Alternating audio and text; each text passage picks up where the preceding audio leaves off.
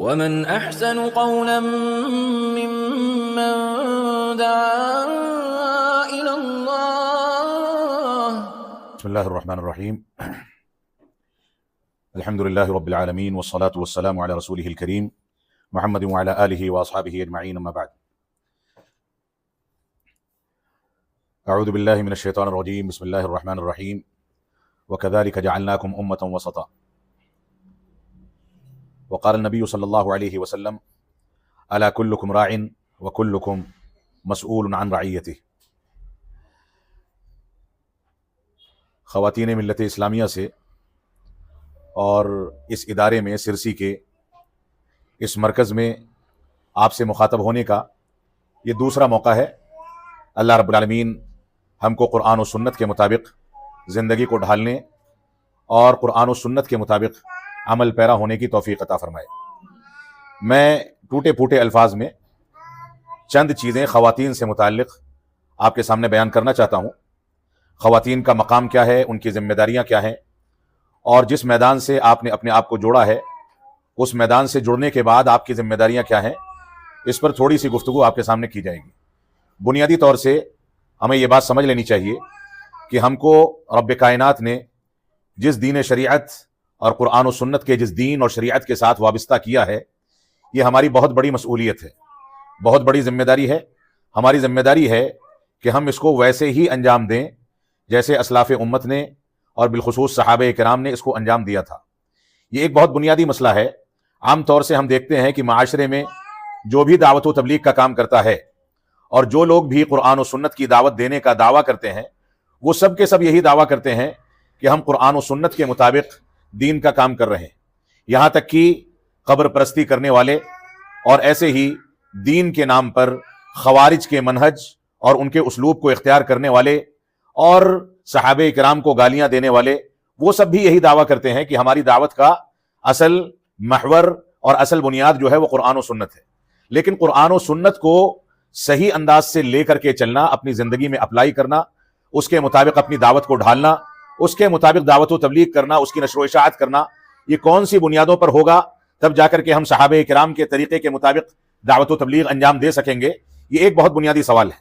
کیونکہ باطل فرقے دنیا کے اندر، جیسا کہ میں نے ذکر کیا، ہمیشہ قرآن و سنت کے حوالے سے بات کرتے ہیں. ہمیشہ یہی کہتے ہیں کہ اللہ رب العالمین کا یہ فرمان ہے لہذا ایسا کیا جائے، رسول اکرم صلی اللہ علیہ وسلم کی یہ دلیل اور یہ سنت ہے لہذا اس طریقے سے کام انجام دیا جائے. لیکن یہاں پر ہم اپنی دعوت و تبلیغ یا دنیاوی اعمال یا جو بھی ہم خدمات انجام دے رہے ہیں، چاہے دعوت و تبلیغ کی خدمات ہوں، چاہے دنیاوی امور میں کوئی فیصلہ کرنا ہو، ہماری یہ ذمہ داری ہے کہ ہم ان چیزوں کو اس طریقے پر ڈھالیں جو طریقہ در حقیقت ہمارے اسلاف نے اختیار کیا ہے.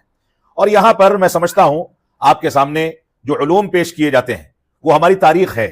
وہ علوم جو کتب ستہ کی شکل میں، تفسیر ابن کثیر کی شکل میں اور مختلف شرعی علوم کی مختلف کتابوں کی شکل میں جو آپ پڑھتی پڑھاتی ہیں، لوگوں کو سکھاتی ہیں یا لوگوں سے سیکھتی ہیں، علماء خطبات جمعہ میں جن چیزوں کا حوالہ دیتے ہیں، یہ ساری کی ساری چیزیں ہماری تاریخ کا حصہ ہیں. ہمارے اسلاف نے، کتب ستہ کے مؤلفین نے، دواوین سنت کے مؤلفین نے، علماء اہل سنت والجماعت نے جو بھی کارنامے اس دنیا کے اندر انجام دیے ہیں، ان کارناموں کے پیچھے جو طریقہ اور جو اسلوب اور جو منہج اور جو ضوابط اس کے پیچھے پائے جاتے ہیں، وہی ضوابط لے کر کے قرآن و سنت کی شرح و تفسیر کرنا، یہ اصل میں ہماری بنیادی ذمہ داری اور ہماری مسئولیت ہے. لہذا یہاں خلط مبحث نہ ہونے پائے، ہم اس بات میں شبہے میں نہ پڑنے پائیں کہ سب تو دعوت و تبلیغ کی بات کرتے ہیں، سب تو قرآن و حدیث کی بات کرتے ہیں، لہذا ہم میں اور ان میں کوئی فرق نہیں ہونا چاہیے. ہم سب کو لے کر کے چلیں، سب کے ساتھ اٹھے بیٹھیں، سب کی دعوت کو قبول کریں، سب کے پلیٹ فارم پر جائیں،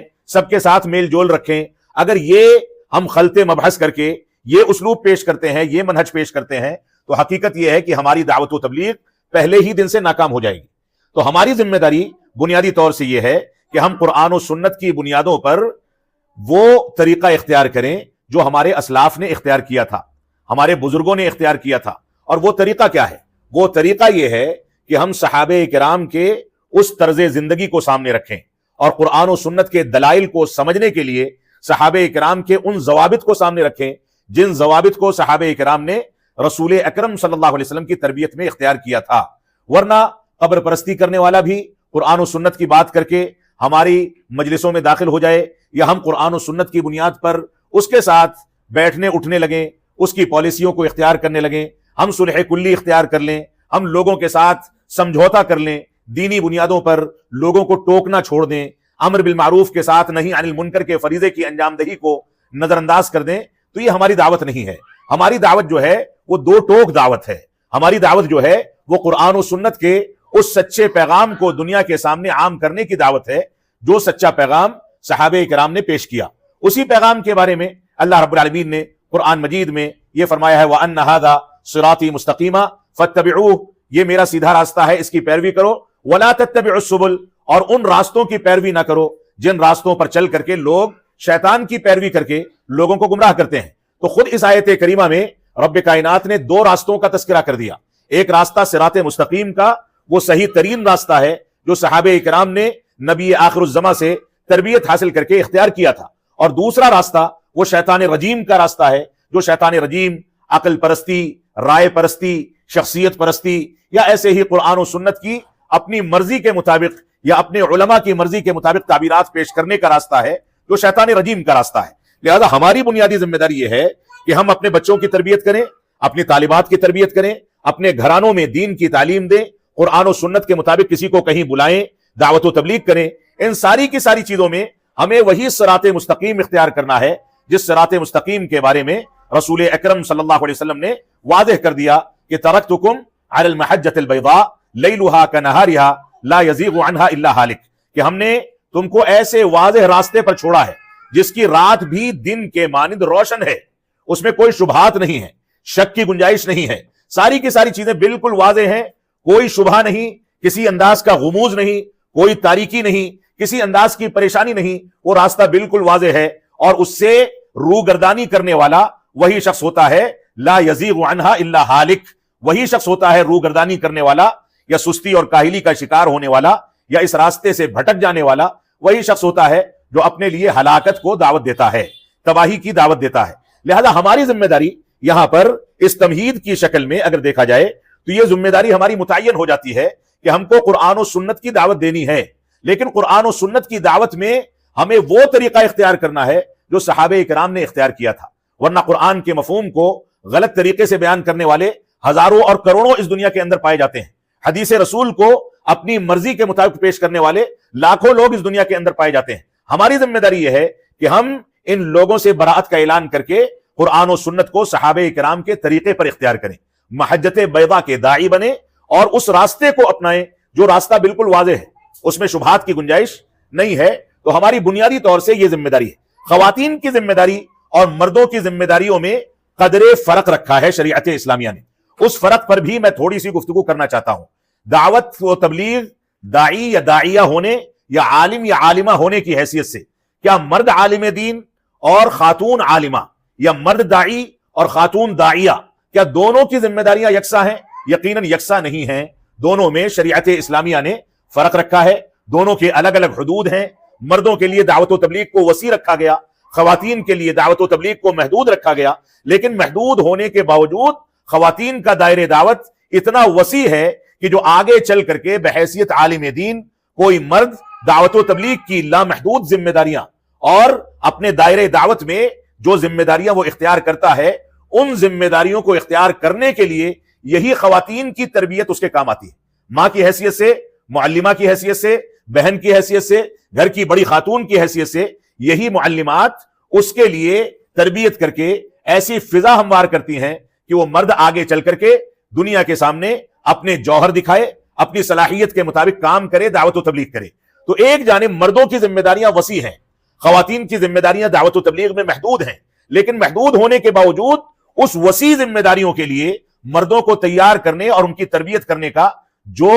ذمہ دارانہ کردار خواتین پر رکھا گیا ہے، وہ کردار مردوں سے کہیں زیادہ دقیق ہے اور کہیں زیادہ اہم اور زیادہ حساس ہے۔ اس وجہ سے ہمیں اس بات کو سمجھ کر کے چلنا ہے۔ موجودہ معاشرے میں خواتین کی ذمہ داریوں کے کمزور ہونے کے نتیجے میں نتائج اور رزلٹ کیا نکل رہے ہیں، اس پر غور و تدبر کرنے کی ضرورت ہے۔ نتیجہ یہ نکل رہا ہے کہ ہماری بچیاں غیر مسلموں سے تعلقات بنا کر کے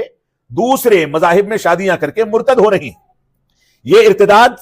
صرف شادیاں کرنے کی حد تک محدود نہیں ہے، بلکہ دین اسلام کو چھوڑنا کبھی قولی طور پر ہوتا ہے،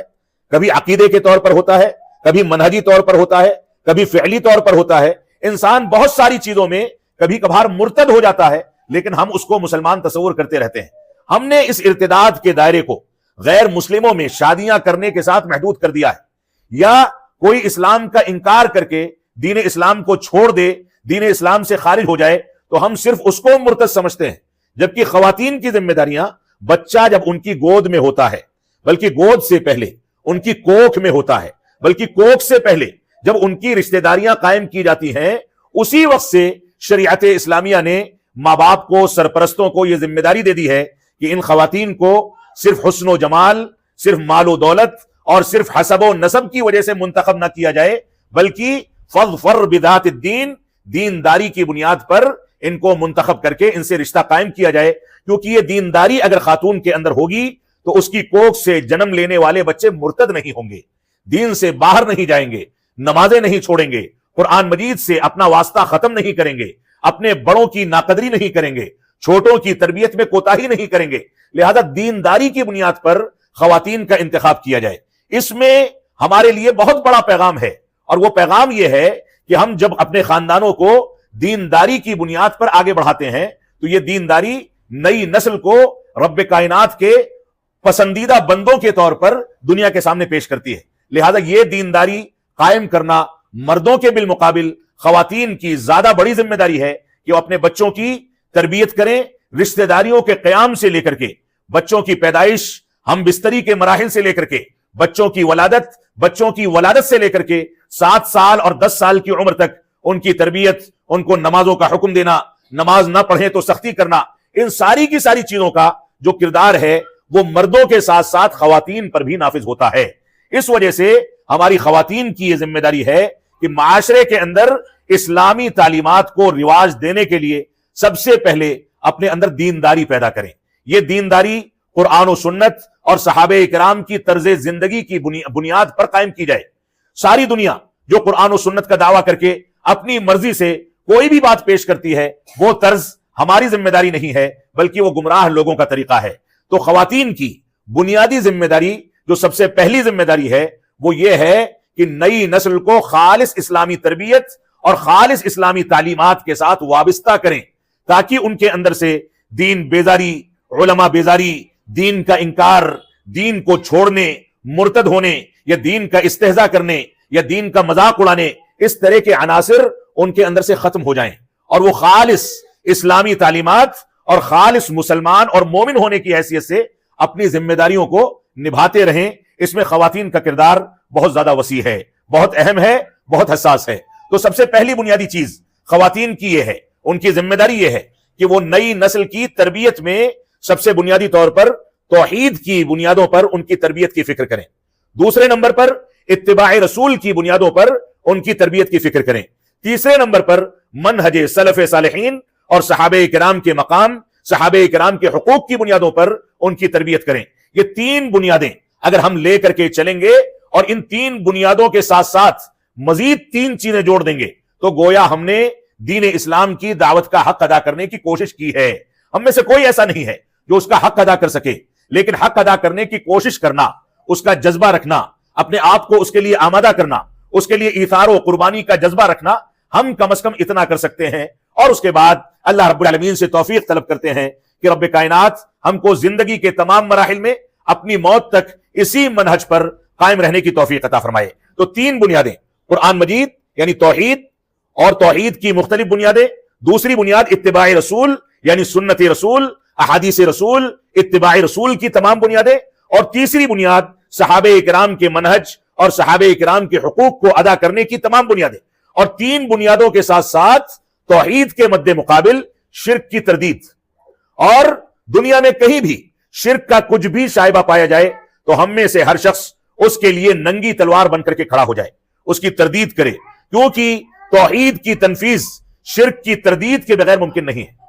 اور ایسے ہی اتباع رسول اور سنت رسول کو اپنانے کے ساتھ ساتھ بدعات و خرافات کی تردید، بدعتیوں سے براءت کا اعلان، اور صحابہ کرام کے منہج اور ان کے حقوق کے اقرار اور اس کے مطابق زندگی کو ڈھالنے کی ذمہ داریوں کو اپنانے کے ساتھ ساتھ सहाबे किराम की तनकीस व तौहीन करने वालों के खिलाफ बाकायदा दावत व तबलीग के मैदान में उनकी तरदीद के लिए, उनको दुनिया के सामने रुस्वा करने के लिए, उनके मनहज को नंगा करने के लिए और उनकी तरदीद करने के लिए भी हम तैयार रहें। तो ये 6 बुनियादें अगर हम देख करके चले, 3 बुनियादें दावत व तबलीग की और दावत व तबलीग को अंजाम देने की जिनका ताल्लुक अम्र बिल मारूफ से है, और 3 बुनियादें तरदीद की जिनका ताल्लुक नही अनिल मुनकर से है। ये अम्र बिल मारूफ और नही अनिल मुनकर का फरीजा ये सफीने नजात है।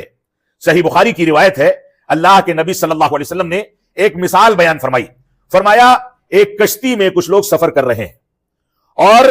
उस सफर में जो कश्ती इस्तेमाल की जा रही है उसमें 2 फ्लोर हैं, 2 मंजिलें हैं। ऊपर के फ्लोर पर सफर करने वाले ऊपर के फ्लोर पर चलते हैं और नीचे की मंजिल में सफर करने वाले नीचे की मंजिल में सफर तय करते हैं। अब नीचे की मंजिल वालों को पानी की जरूरत पड़ती है, तो अगरचे वो समंदर के पानी से ऊपर वालों के बिलमुकाबिल ज्यादा करीब हैं, लेकिन वो पानी चाहे इस्तेमाल का हो चाहे पीने का हो, वो ऊपर जाते हैं, वहां से पानी हासिल करते हैं, चाहे समंदर से निकालें या उन लोगों ने निकाल करके रखा है तो उसको इस्तेमाल कर लें। अल्लाह के नबी सल्लल्लाहु अलैहि वसल्लम ने यहां पर मिसाल दी, अगर नीचे की मंजिल पर सफर करने वाले ये सोचें कि हमको बार बार ऊपर नीचे आना जाना पड़ता है, लिहाजा यहीं से एक पटरा तोड़ करके हम समंदर से पानी निकाल लें, तो ऐसी सूरत में क्या होगा, जो पटरा तोड़ा जाएगा वहां से पानी नीचे की मंजिल में दाखिल हो जाएगा और देखते देखते पूरी कश्ती डूब करके गर्काब हो जाएगी, तबाह हो जाएगी। अब यहां पर जिम्मेदारी क्या है? जिम्मेदारी यह है कि ऊपर के फ्लोर पर सफर करने वाले नीचे के फ्लोर पर सफर करने वालों को ऐसा अमल करने से रोकते रहें। वो ऊपर बैठ करके अम्र बिल मारूफ की जिम्मेदारी निभा रहे हैं, लेकिन कश्ती के पटरे को तोड़ने के लिए अगर नीचे के फ्लोर वालों ने गलत फैसला किया है तो उनकी जिम्मेदारी है कि नहीं अनिल मुनकर का फरीजा अंजाम दे करके उनको उससे बाज रखें, वरना वो भी डूबेंगे और नीचे वाले भी डूब जाएंगे। तो ये सफीने नजात है।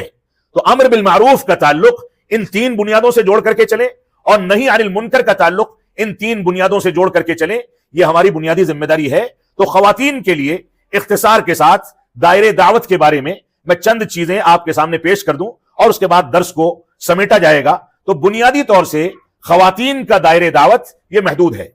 मैं यहां पर आलम इस्लाम के मशहूर आलिम दीन शेख सालेह फौजान अल फौजान हफिज़हुल्लाह का और ऐसे ही मुहद्दिसीन के इमाम मौजूदा दौर के अल्लामा अलबानी रहमतुल्लाह अलैह का एक फतवा या उसका मुख्तसर खुलासा आपके सामने बयान करना चाहता हूं। वो मुख्तसर खुलासा क्या है उसको आप लोग समझ लें। वो मुख्तसर खुलासा यह है कि अल्लामा अलबानी रहमतुल्लाह अलैह से और शेख सालेह फौजान से तकरीबन मिलते जुलते सवालात किए गए। सवाल यह किया गया कि आज के दौर में दावत व तबलीग के लिए कुछ न्यूज चैनल या टीवी चैनल या यूट्यूब के चैनल्स बनाए गए हैं, उस पर कुछ खवातीन आती हैं और वो कुरान और सुन्नत की तालीमात देती हैं, तफसीर की बातें करती हैं और वो मुकम्मल हिजाब में आकर के अपनी रिकॉर्डिंग्स कराती हैं। वो मुकम्मल हिजाब में रहती हैं लेकिन कैमरे का सामना करके रिकॉर्डिंग करती हैं और उसके बाद उसको नशर कर दिया जाता है। अल्लामा अलबानी रहमतुल्लाह अलैह ने फरमाया, बल्कि मैं पहले शेख सालेह फौजान का तस्करा कर दूं, उसके बाद उनसे साइल ने सवाल में एक इजाफा किया, कहा कि ये खवातीन की दावत के जो सेंटर हैं वो लोग ये कहते हैं कि खवातीन की दावत व तबलीग का फरीजा या उसको रिवाज देना आज के दौर में बहुत जरूरी है। और अल्लाह रब्बुल आलमीन ने उनके बारे में ये जो फरमाया है फला तख्ज़अना बिल क़ौल, कि वो अपनी आवाज के अंदर नरमी पैदा ना करें। इस आयत करीमा से इस्तिदलाल करके बाज उलमा ने यह कहा है कि औरत की आवाज का पर्दा है। तो ये सेंटर्स वाले कहते हैं कि औरत की आवाज के पर्दे वाली बात जो है वो शाज है,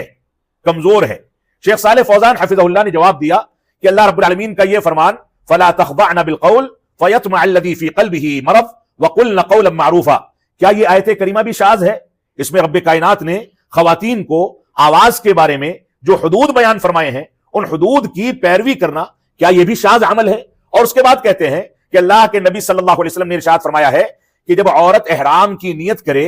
हज बैतुल्लाह के लिए या उम्रा करने के लिए, तो वहां पर भी वो तलबिया जब पुकारेगी तो आहिस्ता आवाज से पुकारेगी। तो शेख सालेह फौजान हफिज़हुल्लाह फरमाते हैं ये आहिस्ता आवाज से तलबिया पुकारने का जो हुक्म है जो सुन्नत से साबित है, क्या यह भी शाज है? और उसके बाद फरमाते हैं कि अगर इमाम नमाज में भूल जाए तो इमाम को लुकमा देने के लिए औरतों को सुबहान अल्लाह कहने की इजाजत नहीं दी गई, बल्कि उनको उल्टे हाथ की ताली बजाने का हुक्म दिया गया है। तो फरमाते हैं क्या यह फरमान भी शाज है? नमाज की हालत में عورت کی آواز کے لیے حدود بیان کیے گئے. تو شیخ صالح فوزان حفظہ اللہ کا کہنا یہ ہے کہ عورت کی آواز کے بارے میں جو حدود بیان کیے گئے ہیں وہ حدود اس بات کا تقاضا کرتے ہیں کہ عورتیں سوشل میڈیا پر یا پبلک پلیٹ فارم پر آ کر کے دعوت و تبلیغ کا کام انجام نہیں دیں گی. بوقت ضرورت ان کو کبھی گفتگو کرنی پڑے اجنبی مردوں سے، یا بوقت ضرورت ایسی صورتحال بن جائے کہ کوئی مرد شرعی علوم کے کسی مسئلے کو واضح کرنے کے لیے تیار نہیں ہے یا موجود نہیں ہے، اور کوئی خاتون مضبوطی کے ساتھ اس چیز کو پیش کر سکتی ہے، تو ایسی صورت میں اس کو تحریری شکل میں یا بہت زیادہ آگے بڑھنا ہے تو آڈیو کی شکل میں ان چیزوں کو ریکارڈ کرنا چاہیے. لیکن یہاں پر بھی اس کو شرعی حدود کا خیال کرنا چاہیے، جس کا تذکرہ رب کائنات نے قرآن مجید میں کر دیا، وَقُلْنَ قَوْلًا مَعْرُوفًا، کہ تم صحیح انداز سے گفتگو کرو، یعنی اپنی فطری آواز میں گفتگو کر کے اجنبی مردوں کے لیے فتنے کا سامان پیدا نہ کرو، بلکہ اپنی آواز میں تھوڑی سی سختی پیدا کر لو تاکہ فتنے کا امکان ختم ہو جائے. جس کے دل میں کوئی بیماری ہے وہ آواز کی وجہ سے فتنے میں مبتلا نہ ہو جائے. یہ ہے خلاصہ. اور یہی سوال علامہ البانی رحمۃ اللہ علیہ سے کیا گیا تو انہوں نے بھی یہی فرمایا کہ عورتوں کا دائرہ دعوت خواتین کے ساتھ محدود ہے، وہ خواتین کے درمیان دعوت و تبلیغ کریں گی. اور ایسے ہی اگر ان کے اجتماعات کی ضرورت ہے، ان کے جلسوں کی ضرورت ہے، تو یہ خواتین کے گھروں کے اندر ان کے اجتماعات ہوں گے، مسجدوں میں ان کے اجتماعات نہیں ہو سکتے. علامہ البانی رحمۃ اللہ علیہ سے خصوصیت کے ساتھ اسی سوال کے سلسلے میں ایک سوال یہ بھی کیا گیا، کیا خواتین مساجد میں اپنا اجتماع کر سکتی ہیں؟ تو انہوں نے فرمایا کہ میں اس کو بدعت سمجھتا ہوں. خواتین مسجدوں میں اجتماع نہیں کر سکتی. خواتین اپنے مسجدوں میں اپنے لیے خاص کی گئی جگہوں میں جا کر کے مردوں کے دروس کو سننے کا کام کریں گی، لیکن وہاں پر خواتین کے لیے خصوصیت کے ساتھ الگ سے کوئی اجتماع نہیں ہوگا کہ خاتون درس دے اور بقیہ خواتین سنیں. لیکن کبھی اضطراری کیفیت ہو گئی، کبھی کوئی مجبوری ہے، خواتین زیادہ جمع ہیں اور مردوں میں کوئی عالم دین موجود نہیں ہے اس وقت، اور کوئی عالمہ، کوئی خاتون موجود ہے جو دینی رہنمائی کر سکتی ہے، تو اضطراری کیفیت میں کبھی ایسا کر دیا گیا تو جائز ہے. ورنہ اصل یہی ہے کہ مسجدوں میں خواتین کا اجتماع علامہ البانی رحمۃ اللہ علیہ اور دوسرے بہت سارے علماء کے بقول بدعت ہے. تو خواتین کو اگر اجتماع کرنا ہے تو جو عالمہ خاتون ہے جس کے ذریعے سے درس سننا ہے، اسی خاتون کے گھر پر یا خواتین میں سے کسی کے گھر پر یہ اجتماع کیا جائے گا. اس کا سبب کیا ہے؟ علامہ البانی رحمۃ اللہ علیہ فرماتے ہیں وَقَرْنَ فِي بُيُوتِكُنَّ، اللہ رب العالمین نے فرمایا تم اپنے گھروں میں ٹھہری رہو، گھروں میں محدود رہو. یہ فرمان رسول اکرم صلی اللہ علیہ وسلم کے دور میں نازل ہوا، اور اللہ کے نبی صلی اللہ علیہ وسلم نے خواتین کو صلاۃ فجر میں، صلاۃ عشاء میں، مسجد نبوی اور مسجد حرام میں جانے سے روکنے سے منع فرمایا. لیکن اس کے باوجود اللہ کے نبی صلی اللہ علیہ وسلم نے فرمایا وَبُيُوتُهُنَّ خَيْرٌ لَهُنَّ، ان کے گھر اس کے باوجود ان کے لیے زیادہ بہتر ہیں. علامہ البانی رحمۃ اللہ علیہ فرماتے ہیں کہ مسجد حرام اور مسجد نبوی یعنی مکہ مکرمہ جیسے مقدس مقامات پر جو حرمین ہیں، وہاں پر بھی عورتوں کے لیے افضل یہی ہے کہ وہ اپنے گھر میں نماز ادا کریں، حرم میں نہ جائیں، کیونکہ اللہ رب العالمین کا فرمان ہے وَقَرْنَ فِي بُيُوتِكُنَّ، اپنے گھروں کے اندر ٹھہری رہو. تو جب رب کائنات نے اور رسول اکرم صلی اللہ علیہ وسلم نے حرمین کی نماز کو بھی خواتین کے لیے گھروں کی نماز کے مد مقابل مرجوح کر دیا ہے، تو دعوت و تبلیغ کے لیے، اجتماعات کے لیے یہ خواتین گھروں سے باہر کیوں کر نکلیں گی؟ اس سلسلے میں ایک مشہور امام ہیں ابن عقیل حنبلی رحمۃ اللہ علیہ، وہ فرماتے ہیں کہ بلا ضرورت کے اجنبی مرد کے لیے خواتین کی آواز کو سننا مکروہ ہے. اور امام احمد بن حنبل رحمۃ اللہ علیہ فرماتے ہیں کہ اگر خواتین کو رات کے وقت میں قیام اللیل کرنا ہو، تہجد پڑھنی ہو، اس میں تلاوت کرنی ہو، تو خواتین کے لیے وہاں پر بھی یہی ہدایت ہے کہ تلاوت کی آواز کو پست رکھیں، وہ آواز بھی اجنبی مردوں تک نہ پہنچنے پائے. تہجد میں رات کی تاریکی میں تلاوت کرنا عموماً اس کا اجنبی مردوں تک پہنچنے کا امکان نہیں ہے، کیونکہ خاتون یا تو مسجدوں میں اپنے مخصوص مقامات پر نماز ادا کرے گی، تہجد ادا کرے گی، یا اپنے گھر میں تہجد ادا کرے گی. اس کے باوجود اس وقت کے بارے میں کہا گیا کہ وہ آہستہ آواز سے تلاوت کرے، اجنبی مردوں تک اس کی آواز نہیں پہنچنی چاہیے. اور تہجد میں جو خاتون تلاوت کرتی ہے وہ قرآن مجید کی تلاوت ہوتی ہے. قرآن مجید کی تلاوت کے نتیجے میں فتنوں کے پیدا ہونے کا امکان کم سے کم ہے، لیکن اس کے باوجود اس کی آواز میں جو جاذبیت رکھی گئی ہے اس کی بنیاد پر اس کو روک دیا گیا کہ وہ آہستہ آواز میں تلاوت کرے۔ تو یہ بنیادی مسئلہ ہے موجودہ دور میں کہ ہم دعوت و تبلیغ میں کون سے دائرے دعوت کو اختیار کریں۔ ہم دیکھتے ہیں کہ مدارس یا جامعات اور کلیات کی یا خواتین کے ٹریننگ سینٹرز یا مراکز کی بچیاں جو فارغ ہوتی ہیں وہ فراغت کے ساتھ ہی ایک یوٹیوب چینل بنا لیتی ہیں، نقاب کے ساتھ حجاب کے ساتھ اس میں بیٹھتی ہیں، ان کے ویڈیوز بنتے ہیں اور اس کو پبلک کر دیا جاتا ہے۔ بہت سارے مدارس ایسے ہیں جو اپنی بچیوں کی کارکردگی اور ایکٹیویٹیز کو ریکارڈ کر کے یوٹیوب پر ڈالتے ہیں۔ ان چیزوں کی گنجائش قطعاً موجود نہیں ہے، ان سے ہم کو بچنا ہے، پرہیز کرنا ہے۔ تو علامہ البانی رحمۃ اللہ علیہ اور شیخ صالح فوزان حفظہ اللہ کا یہ فتوے کا خلاصہ ہے جو اختصار کے ساتھ میں نے آپ کے سامنے بیان کیا ہے۔ تو اپنے دائرے دعوت کو آپ محدود کر کے چلیں۔ یہ محدود ہونے کے باوجود مردوں کی اور نئی نسل کی تربیت کی خاطر اگر دیکھا جائے تو بہت زیادہ وسیع ہے۔ آپ دیکھیں رسول اکرم صلی اللہ علیہ وسلم کی تربیت میں،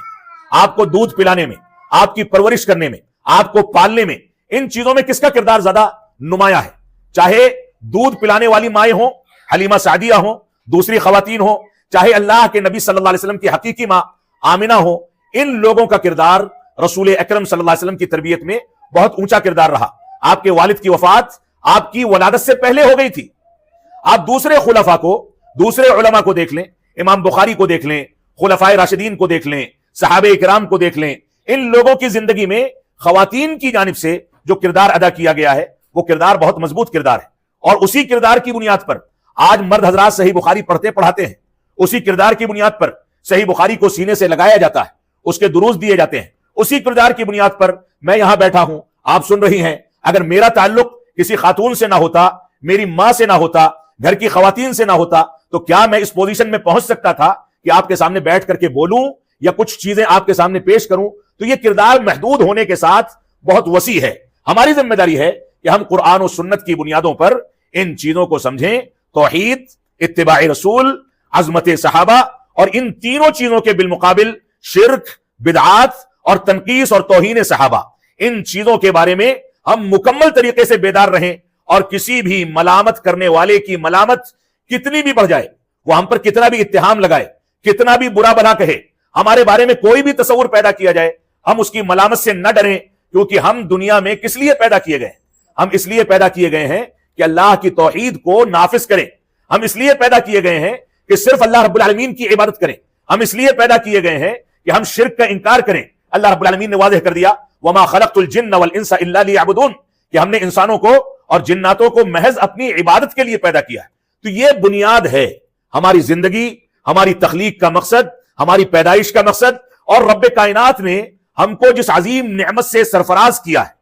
وہ عظیم نعمت قرآن و سنت کی تعلیم ہے، وہ عظیم نعمت علماء کے اشراف اور نگرانی میں دین اسلام کو سیکھنے کی نعمت ہے۔ یہ عظیم نعمت ہمارے لیے مسئولیت ہے، اس کے بارے میں قیامت کے دن ہم سے سوال کیا جائے گا۔ لہذا دعوت و تبلیغ کے میدان میں امر بالمعروف اور نہی عن المنکر اور سفینہ نجات کے اس تصور کو لے کر کے ہم چلیں تاکہ کامیاب ہو سکیں۔ اللہ رب العالمین ہم کو قرآن و سنت کی پیروی کرنے کی توفیق عطا فرمائے۔ اللہ رب العالمین ہماری خواتین کو اپنے مقام، اپنی عظمت اور اپنی اہمیت اور اپنے کردار کو سمجھنے کی توفیق عطا فرمائے۔ اللہ کے نبی صلی اللہ علیہ وسلم کا فرمان ہے کہ المرأۃ الصالحہ،